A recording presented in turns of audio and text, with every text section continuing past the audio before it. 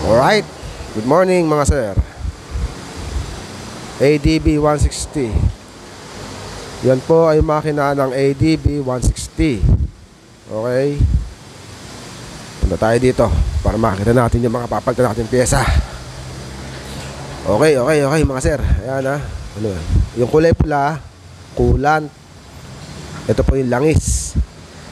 So ito yung mga papalitan natin pyesa mga sir. Labas natin. Ano ba to? Gasket. Piston ring. Piston. It's a prank. Piston pala. Okay. 4 na pirasong valve seal. Backing gasket.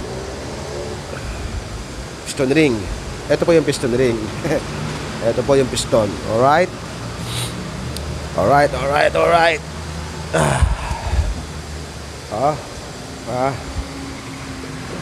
Cylinder block.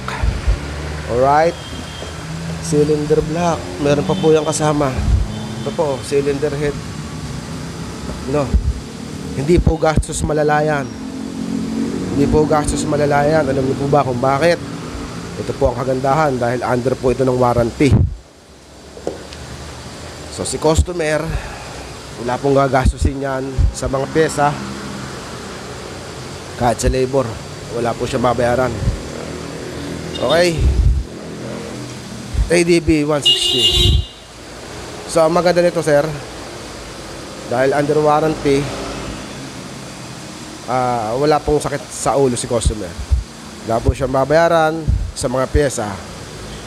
Konting idea lang mga sir. Once na kumuha po kayo ng motor na bago sa mga dealer, hanggat maaari po, doon lang po kayo magpa-service sa mga accredited mechanic. Huwag po kayong magpa-service muna sa mga hindi accredited na mga mekaniko, para if ever na magkameron ng problema yung motor nyo, hindi po ma-disapprove ang warranty ng inyong motorsiklo. Okay mga sir, yan po yung ating gagawin. ADB 160. Alright. Stock pipe, hindi po kalkal pipe. Ha? Okay, lahat po yan ay stock. So may idea na po kayo kung bakit yun ang papalit na natin mga pyesa dito sa engine ng ADB. Okay mga sir, paano?